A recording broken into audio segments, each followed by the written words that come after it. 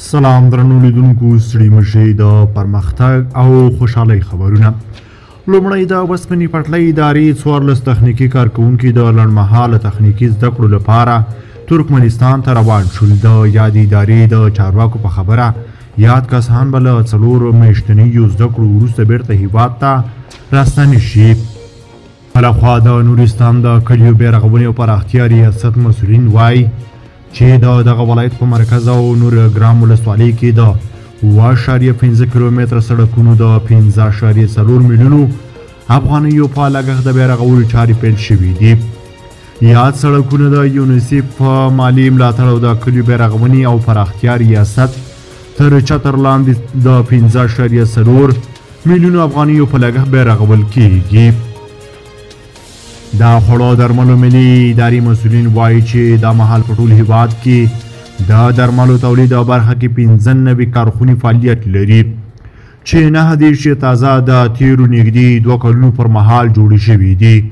د یادې ادارې د مسؤلینو په وینا د درملو او روغتیایي محصولاتو برخه کې ځینې کارخونې چې د بېلابېلو لاملونو له امله تړل شوي وي هم بیرته فعالې شوي دي.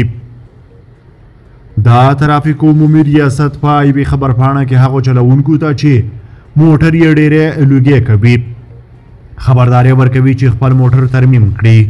په خبرپاڼه کې چې د کورنۍ چارو وزارت لخوا خپاره شوي راغلي دي چې دغه پرېکړه د هوا د ککړتیا او د ناروغیو د زیاتوالي د مخنیوي په پار نیول شوې ده.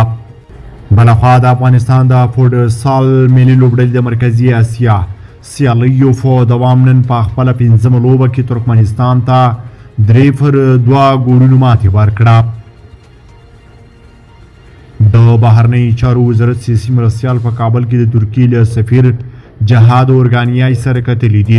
د بهرنیو چارو وزارت د بیان مرستیال په یو ټویټ کې لیکلي دي چې په دې کتنه کې د دواړو هیوادونو پر سیاسي او قونسلي اړیکو او د افغان کډوالو پر ستونزو خبرې شوې.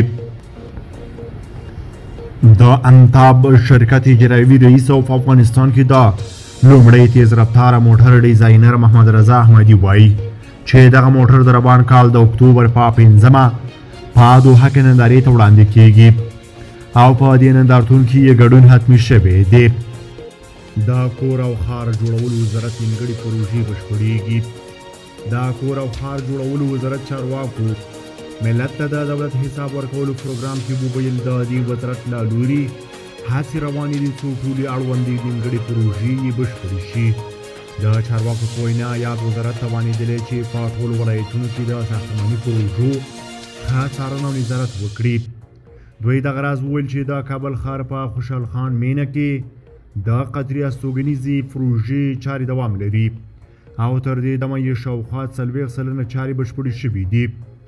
د چارواکو په وینا په تېر یوه کال کې د میوند بانک د 123 ملکیتونو د مرکزي پستخانۍ د 14 ملکیتونو د شکردرې ولسوالۍ د ښوونکو ښارګوټي د 500 کیلو واټه برېښنا د مسیر او ګڼو نورو پروژو د توپوګرافۍ سروېګانې بشپړې شوي دي.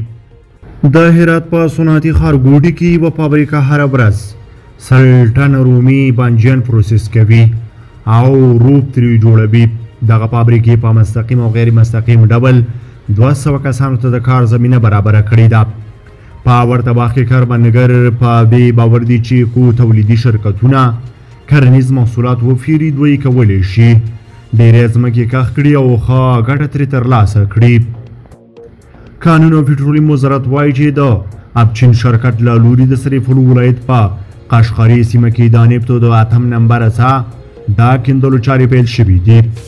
یاد وزارت زیاتوي چې د دې څاه په کیندلو سره به د نفتو د استخراج او عوایدو کچه لوړه او سلوګونو کسانو ته به پاکې د کار زمینه برابره شي. د سټنډر ملي ادارې مسؤلینو ملت ته د دولت حساب ورکولو پروګرام کې وویل چې د دې ادارې عواید 15 برابر زیات شوي دي او په تېر یوه کال کې شاوخوا 2 میلیارده 200 میلیونه افغانۍ عواید راټول کړي دي. د یادې ادارې مسؤلینو دغه راز ویلي چې په تېر یوه کال کې د تیلو شاوخوا 2000 بې کیفیته ټانکرونه یې د کیفیت له ارزونې وروسته بیرته مسترد کړي دي. دا د نن ورځې تازه د پرمختګ او خوشحالۍ خبرونه تر بیا ښه وخت ښې چارې.